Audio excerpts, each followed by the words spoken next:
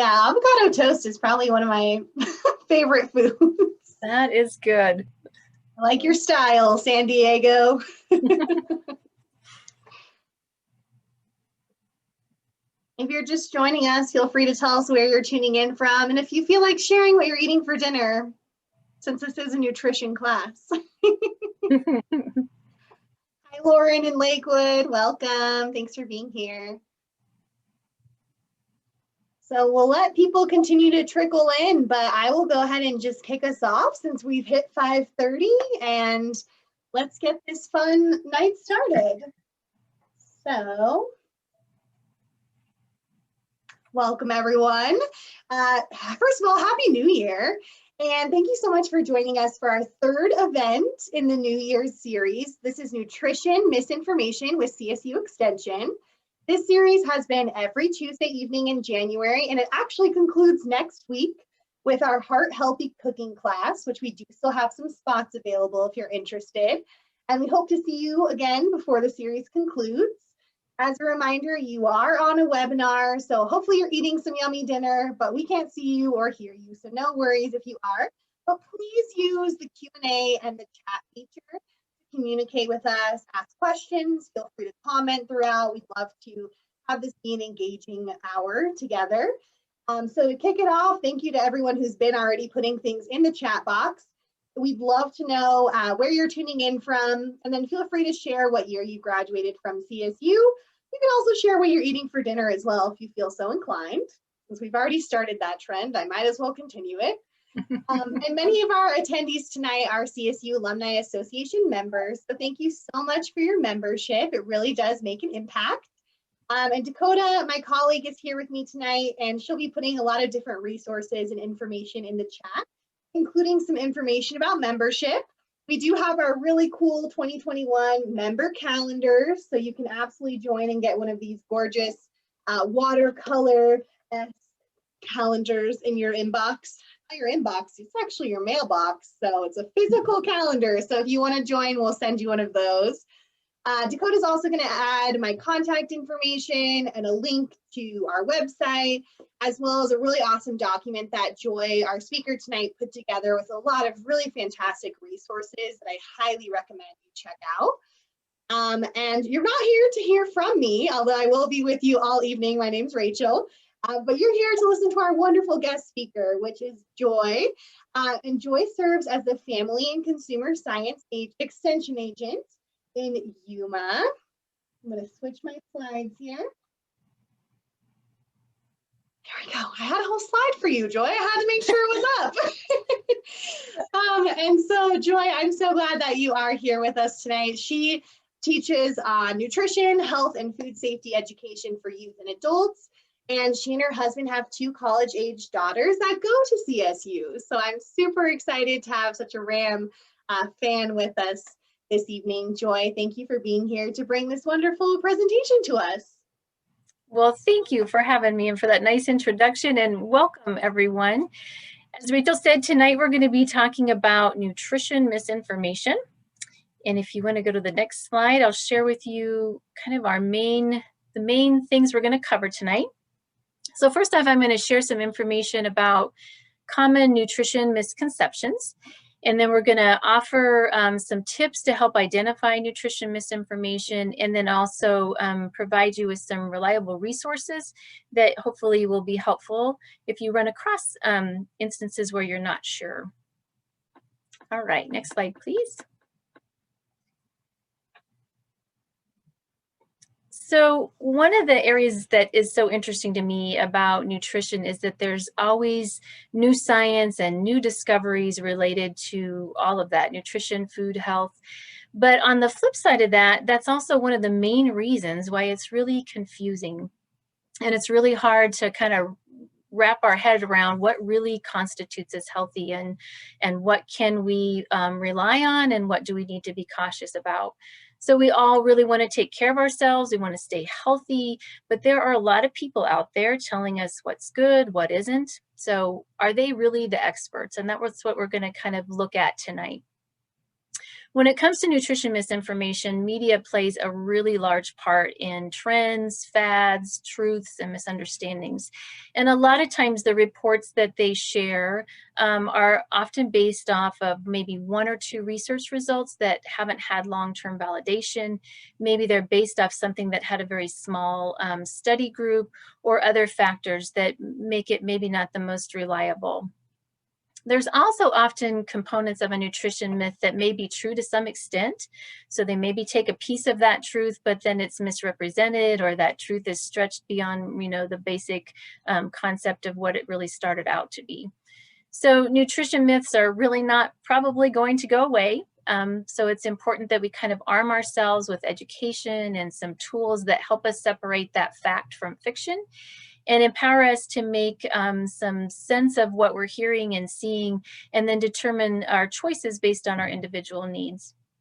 And one thing to keep in mind about nutrition recommendations, they are provided for in a general sense. So, they are choosing to, or focused on the majority of the public. So we're all unique. We all contribute a variety of viewpoints and perspectives. We have topics or practices that we feel very strongly about or that work for us. So it's not, a nutrition recommendation isn't necessarily a one size fits all. That varies to some extent based on us individually, but in general, it kind of gives us a good basis to start from. So I'm going to have Rachel start off. We're going to have some little statements that I'd like you to reply to along the way. So this first one, I would like you to respond. I followed a nutritional health recommendation I believed to be trustworthy, only to find out that it was not completely reliable. So please share with us, yes or no, if that's happened to you.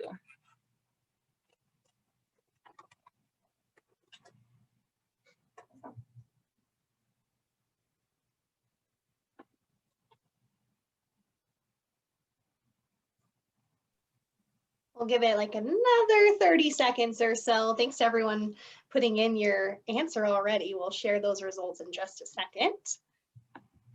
If you're going to change your answer, this is the time to do it. Got a pretty even split here. All right, last call if you wanted to vote. All right, I'm going to end this and share that so you can all see. All right, so yeah, fairly even. But if you have experienced that, you are definitely not alone, because a lot of us do. So I'm going to start. We're going to kind of cover some of the top nutrition myths or misconceptions, and you'll see along the way that they're not necessarily always black and white. So Rachel, if you'll move on to the next slide, please. All right, so our first kind of myth or misconception is that calories are all that matters in terms of weight loss. And it is true that in general, when we create an imbalance of calories in versus calories out, that's going to lead to weight loss. But weight loss really relies on many other variables. So it could be our hormones, our health conditions, medications, genetics. There's a variety of factors that also are components in weight loss outside of calories. If all we're focusing on is the caloric value of what we're eating, then it's really easy to overlook the nutrient value, and we may be failing to get the adequate nutrients that we need. And the other component with restricting calories is that if it's overly restrictive, our body tends to kind of hang on to those calories when we do eat foods. So then when we resume a normal eating pattern, the tendency is that our body will gain that weight back, and oftentimes even more weight than when we started. So we really need to focus on more than just calories. All right. We could go on to the next slide. Okay. So one of the key takeaways I hope that you walk away with tonight is that there is no certain food or food group that is bad. All foods can fit on our plate, and it's really the choices we make on a consistent basis that have the biggest impact. And so I'm going to just focus on a couple. There, of course, are a variety of things that we might hear are good foods or bad foods, but I'm going to focus on a couple that tend to get a bad rap. And those tend to be carbohydrates or carbohydrate foods. And carbohydrates are really the main source of fuel for our body, so they're a very important nutrient for us. But there are definitely some sources of carbohydrates that are healthier than others. So whole grains, certain vegetables, fruits, low-fat dairy, all of those are healthy carbohydrates, and they provide fiber and a variety of other important nutrients. On the other hand, when we look at refined carbohydrate containing foods such as white bread, chips, cookies, pastries, sugary cereal, those sorts of foods, those are less desirable simply because they've been highly processed and they don't contain as many nutrients as a whole grain or a fruit and vegetable carbohydrate source. So when it comes to carbohydrates, weight loss is a common reason why people choose a low carb diet. And this may be a way to jumpstart weight loss, but it can be very hard to comply to for a length of time. And long-term health effects are not known specifically what the result would be or the effect we would have if we continue long-term on a high-protein, low-carb diet. So fat is the other kind of main nutrient or group of foods that I'll focus on for a bit. And dietary fat is an important energy source. So that is one reason why, you hear about low fat diets, because fat has 9 calories per gram compared to 4 calories for carbohydrate and protein. So it is a high energy source, but it also is super important for our body to absorb certain nutrients. It aids in hormone production. It supports cell growth. It has a variety of critical needs in our body. But as with carbs, there are definitely healthier choices than others. And when we think about fats that are generally solid at room temperature, so butter, margarine, the skin on chicken, the fat on meat, those types of fats are considered saturated or trans fats. And they tend to increase our LDL cholesterol. And I think of LDL, if you think of L for lousy, so we don't want that LDL cholesterol to be high. We want to maintain that at a low level. But when you look at fats that are generally liquid at room temperature, so those are oils like olive oil, canola oil, and the fats in things like avocados. Those are mono or polyunsaturated types of fat, and they actually can lower our LDL cholesterol. So they do have a place in our diet. All right, Rachel, if you want to bring up our next polling question. And this is lean versus fat mass is a better indicator of health than weight. Do you believe that's true or false?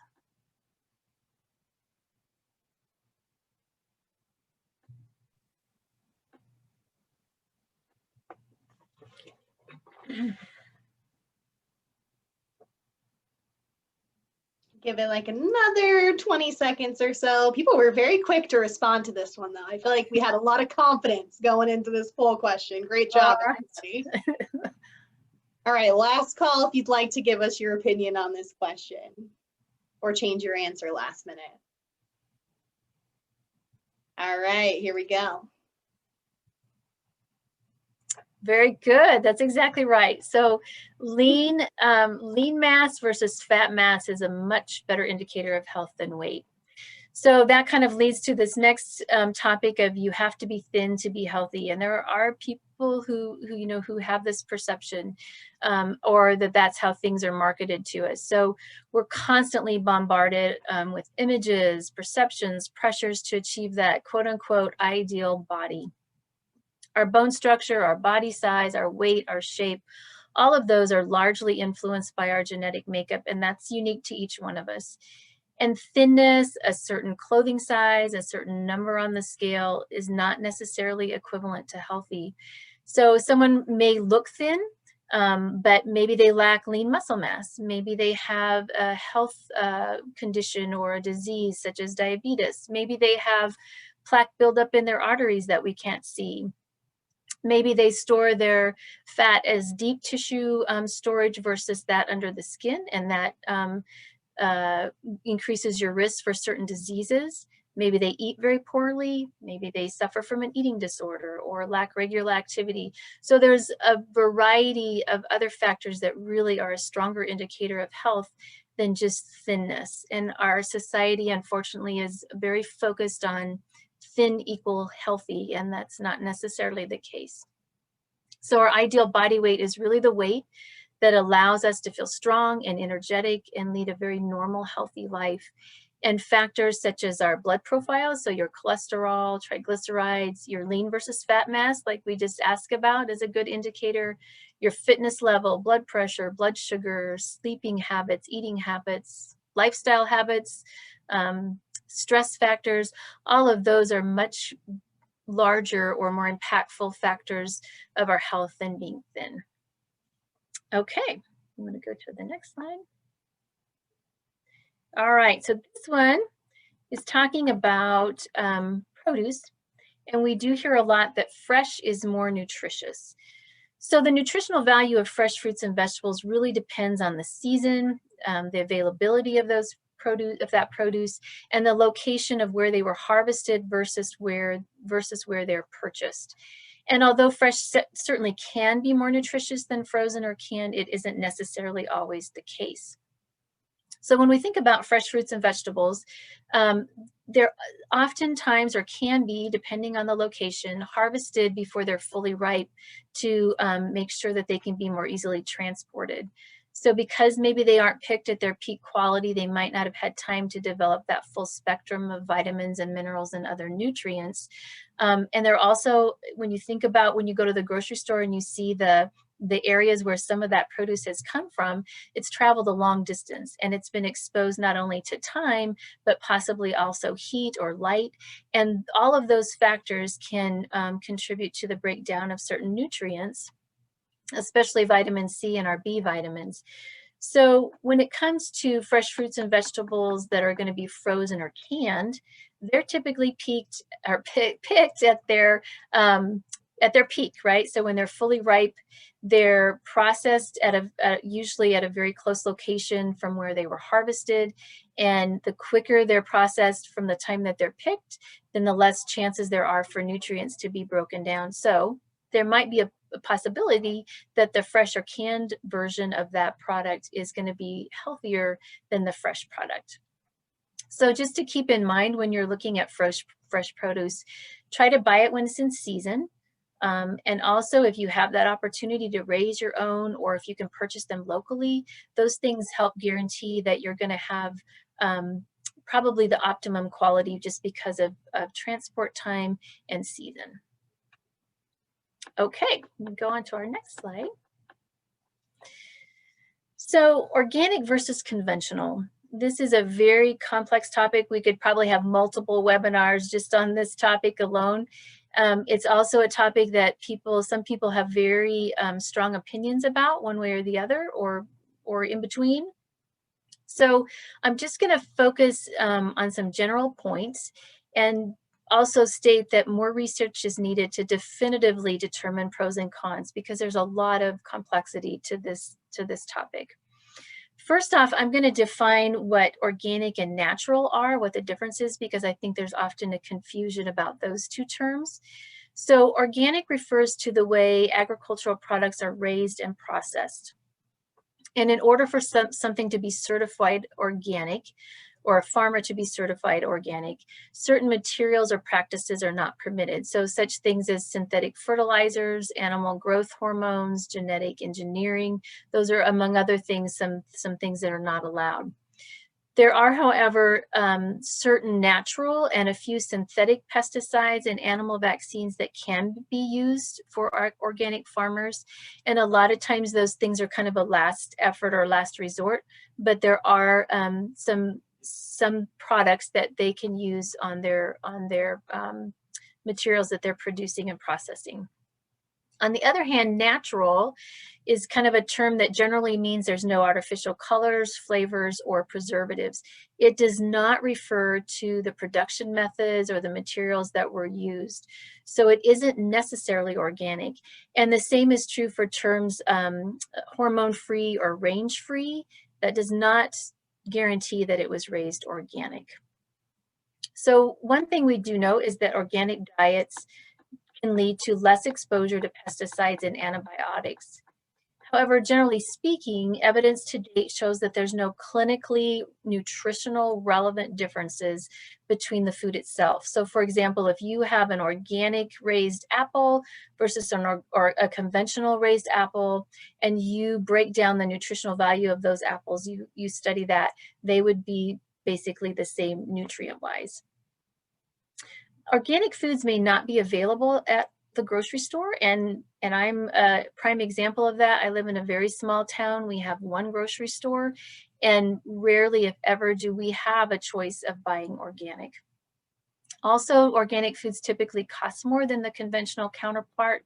So if people are on a limited food budget, buying organic just may not be possible, or they may not be able to purchase, or afford adequate amounts. So sometimes a balance between organic and conventional foods is a good fit for people. And so, for example, we'll talk a little bit about produce. When it comes to pesticide residues, we know that produce such as strawberries, spinach, grapes, apples, tomatoes, celery have higher levels. So those might be foods that would be a good way or a good option to buy organic to kind of lower that level of exposure to pesticides. On the other hand, there's types of produce such as avocados, cantaloupe, pineapple, broccoli, cabbage, and corn that have low levels. So maybe that's ones you want to consider buying conventional versions of. So regardless of which type or combination you choose, I want you to keep the following in mind. So if you go to the next slide, Rachel. So this is pertaining really to our health in general, not just related to organic or conventional, but it's really super important that we eat a variety of foods from a variety of sources, and that's to help us get a broader amount of nutrients. It also helps reduce the likelihood of exposure to a certain pesticide. It's also important to buy, if you can, produce in season for optimum quality and locally if possible. Another component, and this is related to not only the residue, but also food safety wise, really important to wash and scrub fruits and vegetables thoroughly under running water.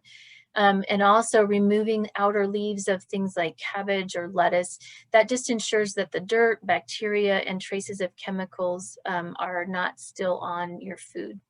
You can also consider peeling, certain products like a cucumber, for example, that can eliminate residues, but it also can rid yourself of some of the nutrient value of that food as well. And then the fourth point is to read labels. So just because something is labeled organic or isn't labeled organic doesn't necessarily mean that it's less healthy or more healthy. So you really need to read the labels because maybe it's higher in sugar, salt, calories, fat, whatever the case may be. So reading labels, regardless of what we're looking at, is a really good thing to do. All right, so we're going to go on to our next statement I'd like to see your response to, please. So this is, eating patterns are the biggest influencer of our metabolism. I'm not sure how I would answer this one, Joy. Yeah, this is a little tricky. This might not be the this one. I thought of that too as I read that. I was like, oh, maybe I didn't ask that so well. No, I think it's just a hard one to know if you haven't looked into it before. Looks like the crowd is pretty divided on this one as well. We'll give you all another 10 seconds or so to get those answers in. And I thank everyone for already using the Q&A or the chat to ask questions. Please keep doing that as we continue on, and we'll get to those at the end. All right, another couple seconds if you want to vote. All right, here we go. All right, so we kind of have pretty well split, don't we? Okay, so if you go to the next slide, Rachel.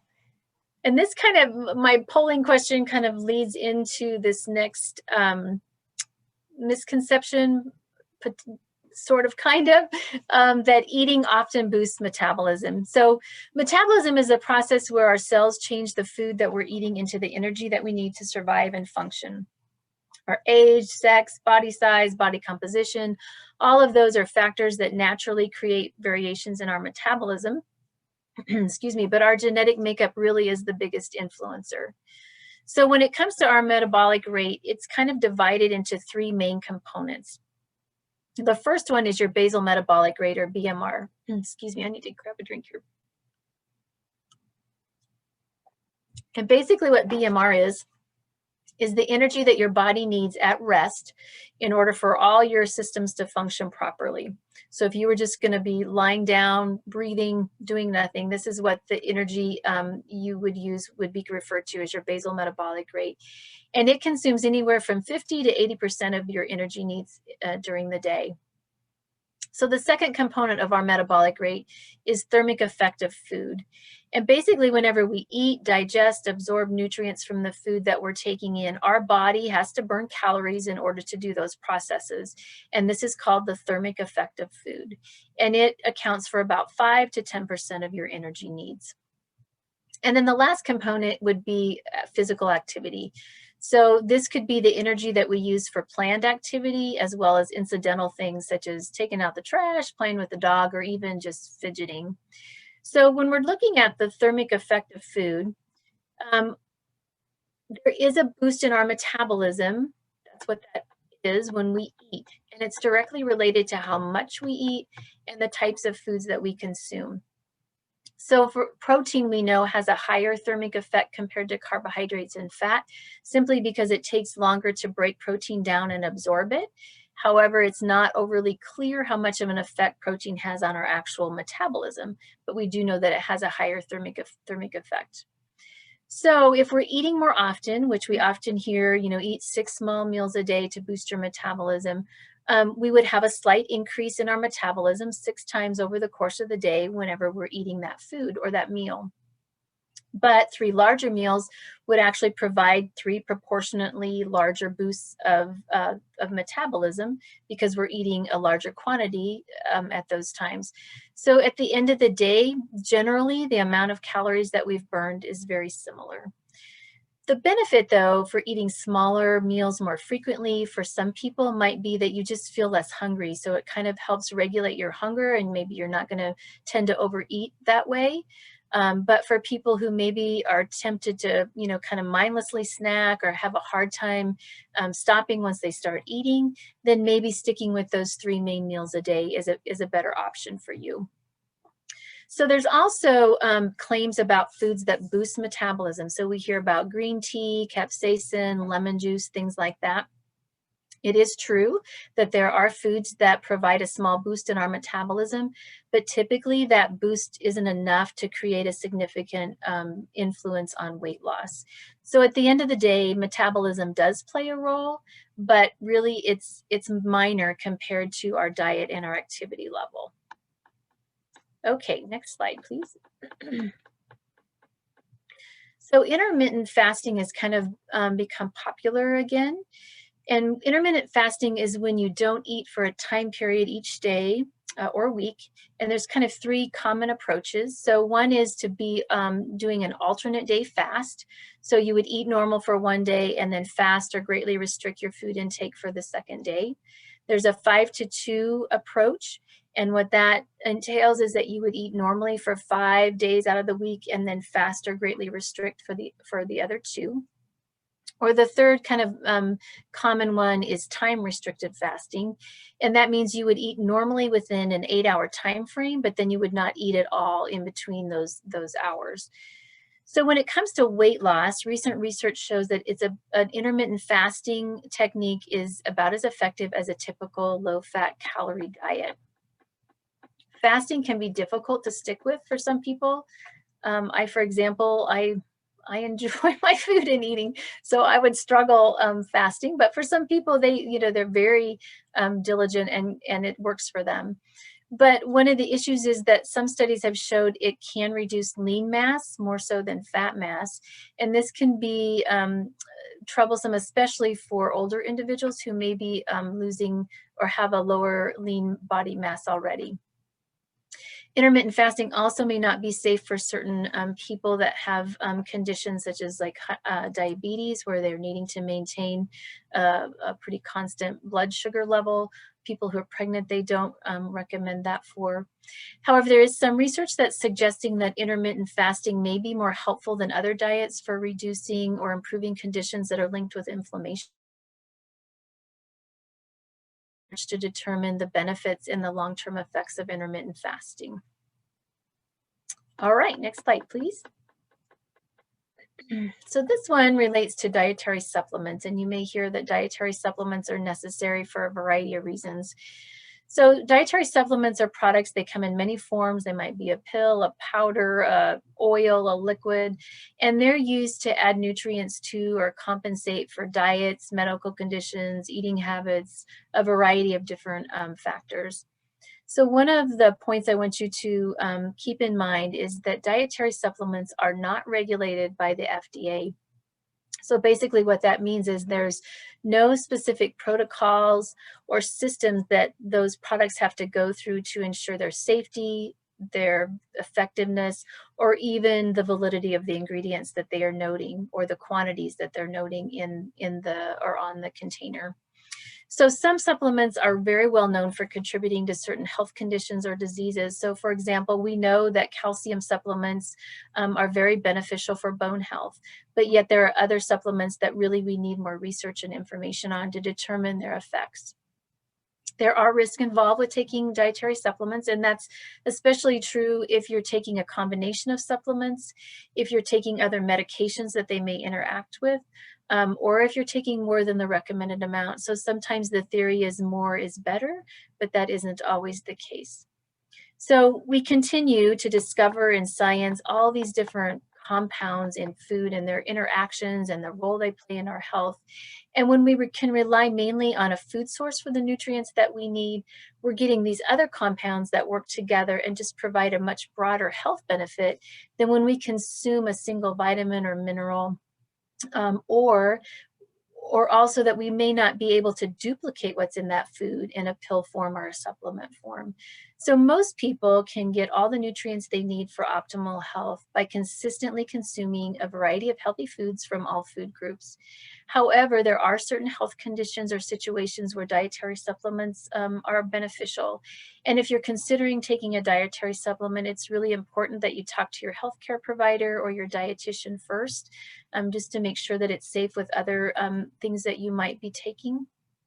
And also just keep in mind that a supplement is that. It's a supplement. It's not intended to be a nutrient replacement or a cure.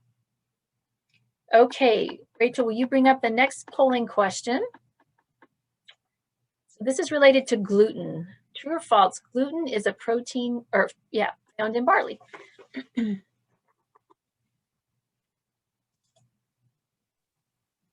We'll give everyone about 30 seconds again as well.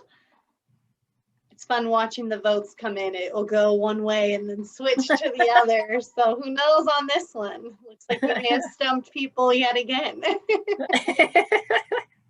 We'll give everyone another like 10 seconds or so if you would like to put in your guess on this poll question. Thanks so much for participating. All right, doesn't look like I'm seeing any more movement on it. So here we go. Ah, very split too. So those of you who answered true are correct. So I'll let you go to the next slide, Rachel. Absolutely. Gotta get here we go. Awesome. So that's exactly what gluten is. Gluten is a protein that's found in grains, and particularly in the grains of wheat, barley, rye, and triticale. And gluten-free diets are essential for some people with medical conditions such as celiac disease, wheat allergies. They have to have a gluten-free diet. Claims of benefits of gluten-free diets include improved health, weight loss, and increased energy. But again, more research, you're going to get tired of hearing me say this, but more research is really needed to really solidify the claims of gluten-free diets. So it's true that a gluten-free diet may lead to eating healthier, less processed foods for some people. So if people just haven't been as diligent about eating whole grains and those sorts of things, then or more processed foods, then a gluten-free diet may be something that is healthier for them. However, it's really important to keep in mind that when we eliminate grain products from our diet, especially whole grains, that can affect the nutrient intake of B vitamins, which are our thiamine, riboflavin, and niacin. It can also impact folate, fiber, and to some extent iron. So if you're taking or doing a gluten-free diet, it's really important that you take care to be sure that those nutrients are adequate in your diet. It's also important to remember too that when you see a gluten-free label, a lot of times if you compare that with the similar product that isn't gluten-free, you will find that they are could be higher in fat, sugar, sodium, those sorts of things. So really important, again, you'll be tired of hearing me say this too, but label reading is really an informative way of seeing what is in your food and knowing what you're eating. So read your labels as well. Okay, go on to the next one. So this refers to detox diets or detoxing, and you might have heard that it's important to detox regularly. So our body is exposed to internal toxins, so when we metabolize foods and free radicals and all of that, as well as outside toxins, and our body naturally transforms and eliminates those on a continuous basis. So detox diets are intended to be short-term, and they're designed to eliminate toxins from the body and also aid in weight loss. And they vary, but generally they focus on a period of fasting followed by a very strict diet of raw fruits and vegetables, fruit juices, water. Sometimes they include herbs and dietary supplements and colon cleansing. So the rationale behind detox diets is if people are exposed to larger amounts of toxins than their body's able to excrete, then those toxins are stored in the body and can cause negative health effects. However, when you look at detox diets, it's very rarely are the specific toxins identified, and there really is a lack of research and evidence to support that detox diets eliminate toxins. So some people do feel better after a detox diet, and that could be for a variety of reasons. Maybe one of them is that they're consuming a lot healthier foods or a lot larger amount of fruits and vegetables. But they can be risky for some people with certain health conditions or people who are taking multiple medications. Pregnant and breastfeeding women should not be doing detox diets. And really, our body's ability to detoxify varies, and it's related to environment, diet, lifestyle, health status, and genetics. But we can support that natural system through some kind of 4 main ways. And this is health in general, not just our detoxification process, but our body's health in general. And those 4 things are: 1, to stay hydrated with water. So hydration is a big factor. Try to eat 5 to 9 servings of fruits and vegetables a day. Get adequate fiber through those fruits and vegetables, as well as whole grains, nuts, and seeds. And then try to eat naturally fermented foods like yogurt, kimchi, sauerkraut. Those have a benefit to our gut health, which is all part of the process of detoxifying. Okay, next slide, please. Okay, this is the last kind of common misconception or myth that I'm going to cover this evening, and it's related to breakfast. So breakfast is promoted to be the most important meal of the day. It kind of powers our brain and our body for the day. And it's also been shared that it helps us maintain a healthy weight by offsetting hunger. So there's been a large majority of studies that show breakfast does have a nutritional benefit in supporting our ability to get all the adequate nutrients we need in a day. So when you look at people who eat breakfast versus those who are breakfast skippers, the breakfast eaters tend to get the majority of the nutrients they need in a day, more so than those who skip breakfast. There's also been a large majority of studies that have connected breakfast with reducing risk factors of diabetes, heart disease, and stroke. And then also saying that breakfast is correlated with weight control. However, more recently, some scientists have argued that when it comes to weight control, breakfast is just another meal, and that skipping it for healthy adults, so not children, but when we're talking about adults, they're saying that it's not going to lead to overeating or negatively affect weight like previously believed. And there has been some evidence that it may even contribute to weight loss. So that kind of negates the theory of, or the studies to somewhat, that breakfast is a factor in weight control. However, there have been significant variations in things such as survey methods, how breakfast skippers, and food categories have been defined, how they've measured food intake and energy intake. So there is not a clear-cut answer as of yet as to whether breakfast plays a role in weight loss and weight maintenance. So I think the really important thing to pay attention to are your hunger cues. And there are people who simply are not hungry when they get up in the morning. And I think it's important that we listen to our body. And if you're not hungry for breakfast, maybe it's a mid-morning snack or meal that you have instead. If you're one of those people that is starving the minute you get up, then by all means eat breakfast and get a good start to your day. So the bottom line is not only listen to your hunger cues, excuse me, but also really focusing on what you eat, because I think those choices are more important than when you eat it. So lean proteins, fruits, vegetables, low-fat dairy, all of those foods are very nutrient dense. They help fill you up and they help satisfy your hunger for longer term. So when you do eat breakfast, regardless of what time you eat it, try to focus on those foods. So before we go on to the next slide, we're gonna talk next about how we go about detecting nutrition misinformation. And it can come in the form of food fads. There's always a, kind of that hot food going around, fad diets, health fraud, and misleading health claims. So the next polling question I'm gonna have Rachel bring up, if she would, is the statement, research is currently underway, is an indicator of a misleading claim. Excuse me, true or false?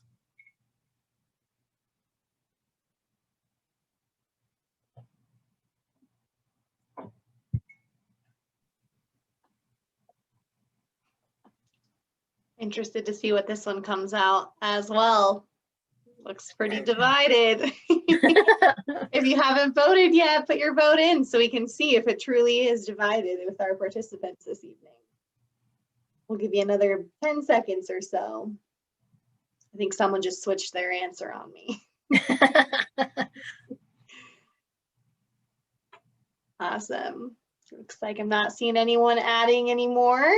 So we'll go ahead and share those results. All right, very interesting. So those of you who said true are correct. So it really can be difficult to sort out fact from fiction, and especially, like I said, because a lot of times nutrition misinformation might have a part of a truth component to it. But oftentimes there's kind of red flags or some things that really kind of alert you to the fact that this might not be totally accurate. So I'll let you go to the next slide, Rachel, if you would. So these are some of those things that are red flags or indicators. So one is that the claims sound too good to be true. Maybe it includes immediate results or effortless results or guaranteed results. Well, that's probably not accurate. It might promise a quick fix, miracle, cure, a secret remedy, or a breakthrough. There may be warnings of danger from a single food or product or treatment. It might be conclusions that are very simple conclusions drawn from a complex study, or recommendations that might be based just on a single study. There might be statements that are contradicted by scientific evidence or organizations.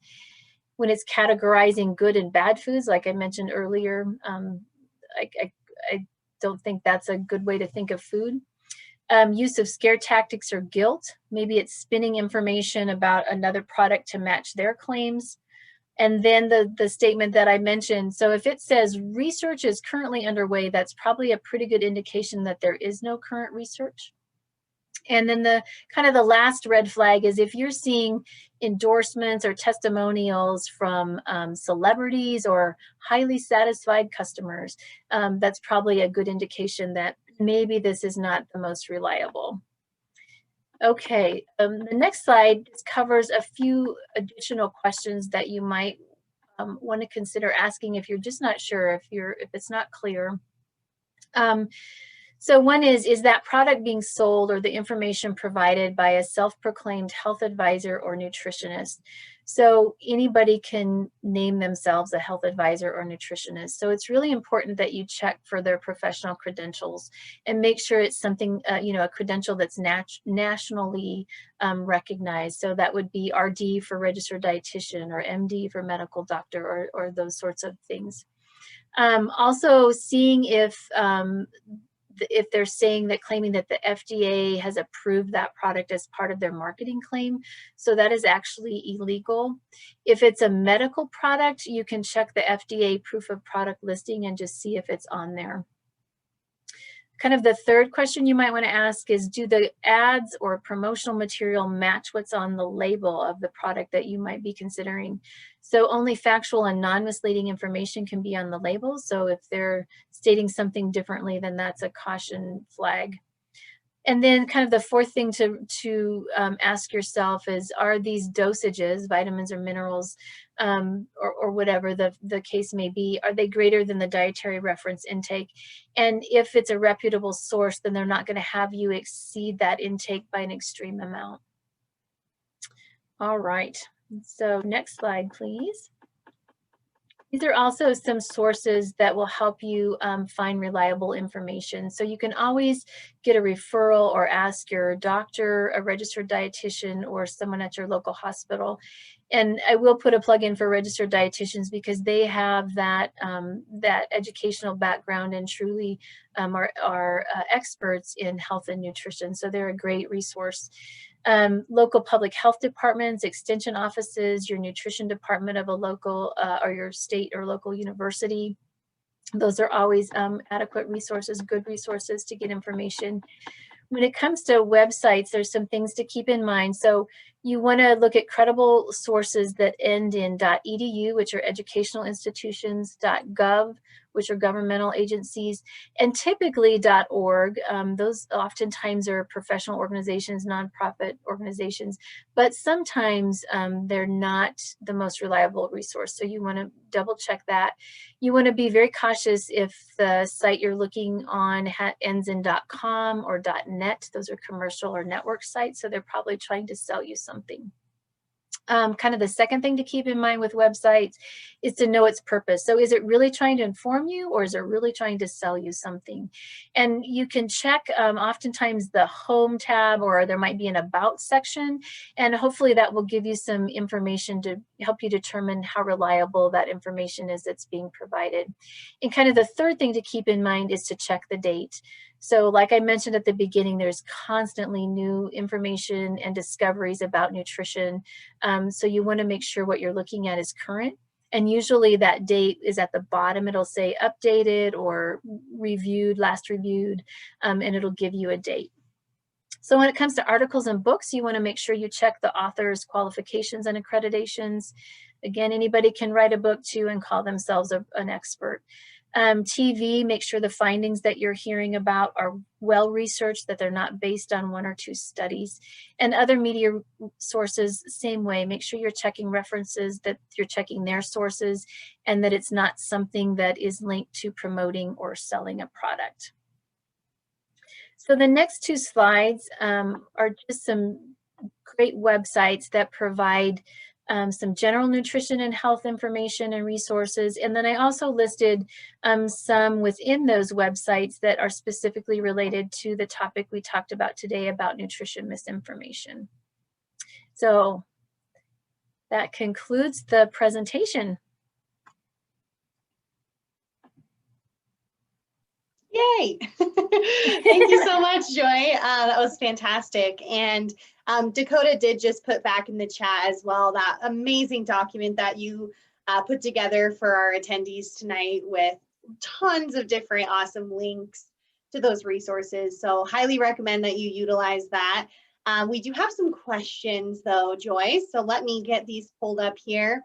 Okay. Walter is wondering, what about natural flavors listed in the ingredients? Don't these sometimes also contain fake sugars or flavors?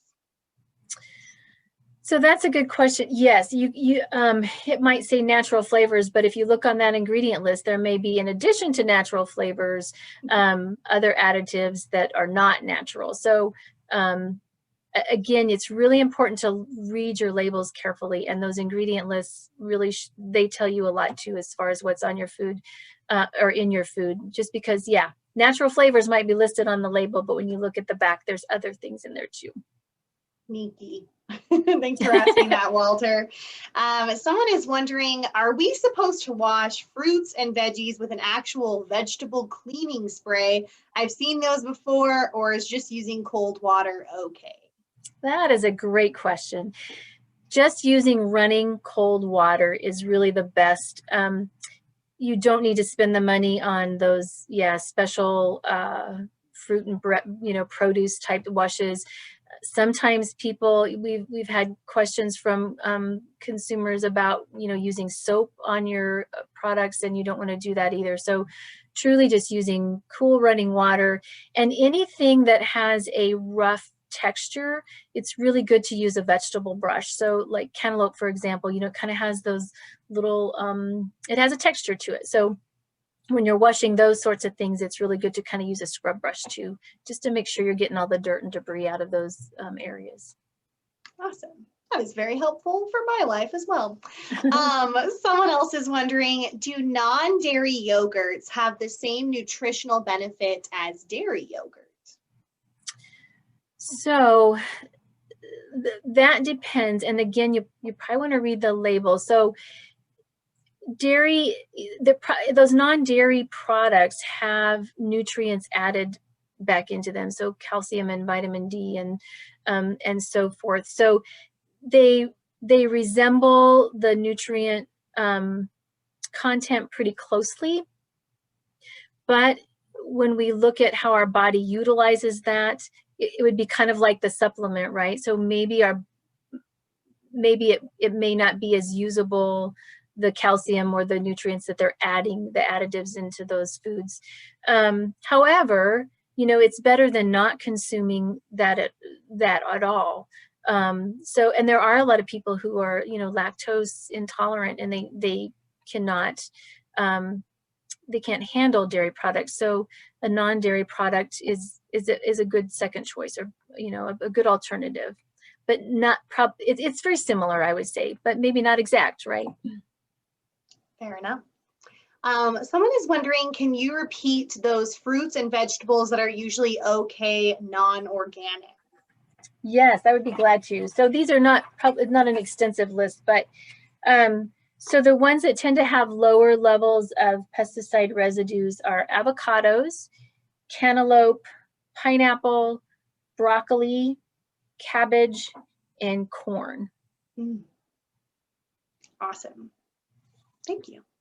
Sure. And someone is also wondering some suggestions on storing fresh produce to maintain nutrition the most. So like the nutritional value. Are there any tips for how to store the produce in that way? So that kind of varies too. Like well, yeah, that really varies, but tomatoes, apples, certain things actually they say maintain fine on the counter. Other produce do better if you have it like in a vegetable drawer in your refrigerator. You can also purchase those storage bags that are intended for produce that have kind of a breathable, so it doesn't get moldy and damp in your refrigerator. So I would say those are probably the best way is in your fruit and vegetable drawer in the refrigerator, but some things are fine on the counter as well. And just knowing, it's just like I mentioned with transportation, the longer those are stored, regardless if they're on your counter in the refrigerator, those nutrients are going to tend to break down. So you don't want to purchase more than you think you're going to be able to eat in a few days, depending on the type of produce. But some of those just don't keep as well. Totally. And I know CSU extension websites have some awesome resources on those produce storage. Yes. Ways to store all those good things and food safety. So yes, we have a ton of information. Thank you. Yes. Yeah, we do have a lot of information on that. Awesome. We've got more questions for you, Joy. So let's keep cruising along. Okay. Jennifer says she keeps seeing ads for things like GenoPalette that look at your genetic data to see how your genetics affect how you uptake and metabolize different nutrients and make personalized recommendations. Is the idea of personalized nutrition supported? What do we know scientifically about this sort of idea? That is quite the question. Thank you, Jennifer. That sounds really interesting. I guess it does. So I really think just like I mentioned, we are all unique, and so many factors influence how we our health and how we process foods and our weight loss and our weight maintenance and all of those factors. So I'm not familiar with that specific program, but I do think if you have some concerns or things just are not working for you or whatever the case may be, going to a registered dietitian or a reputable expert that really can help you plan an eating plan, activity plan, a health plan related to your circumstances can be very beneficial. Because like I mentioned, it's the recommendations we hear are based on the majority or a general population. And I think some of those experts can truly be helpful for us individually if we're struggling with certain things or just want to, improve our health and aren't quite sure how that relates to us individually. I think those are good resources. Again, I'm not familiar with what you're referring to, but I think there is some benefit to that if it's the reputable person. We've got a few more questions, which should take us right to 6:30. We have someone wondering, what do we need to know about egg consumption? Egg consumption? Yes. That's a great one, because remember, eggs are so bad, don't eat eggs. And then it's like eggs are, So those are one of those food fads, right? Eggs are actually the most complete source of protein that you can eat. And so they are they're fairly inexpensive compared to all the other sources of protein that we buy.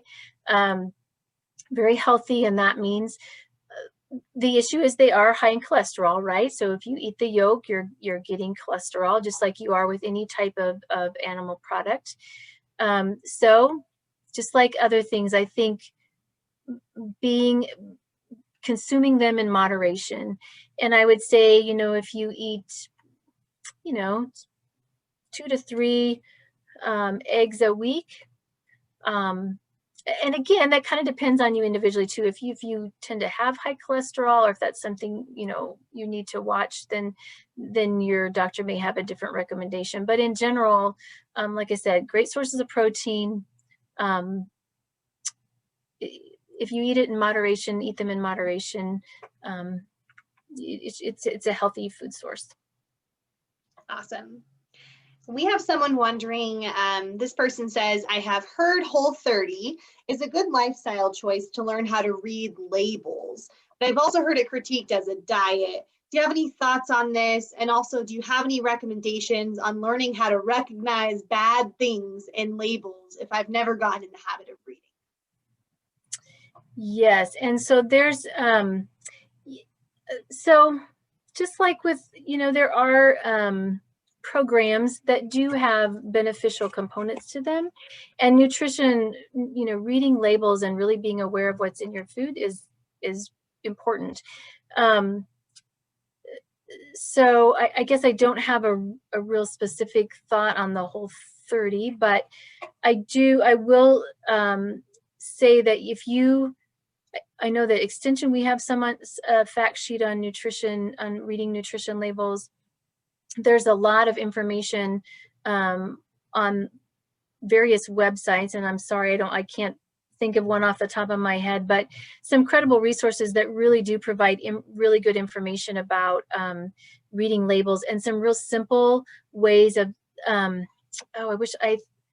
I think it's the National Dairy Council, but they have a great resource that you kind of have your 5 fingers up, and they tell you to look for certain things. And as you take your fingers down, if that's a healthy food or not, or healthier than others. And so I apologize, I don't have that off the top of my head, but I think if you do some research on the web, you'll find a lot of resources that are really helpful and not complex, but just really help you figure out what to look for on a nutrition label and what that means. And there are a lot of, just sugar, for example, there's a lot of terms used on the label that simply mean sugar, right? So again, I know CSU, one of our fact sheets is related to sugar and gives you a whole list of names to look for on your label that would mean sugar. So I think just doing some research. And Rachel, I don't know if you'll share my email with people, but I would be glad to if you just get in touch with me, I would be glad to reach out and share some resources with you related to these specific questions too. Awesome. Thank you for that offer, Joy. I will absolutely include the resources Joy had me share in the chat, but also her contact information if you want to reach out. And there are so many great resources on a lot of those web pages she recommended, as well as Extension's website too. We have one last question, so perfect timing. Thanks for everyone for hanging in there with us for a whole hour. It's gone so fast, I think. It has gone fast.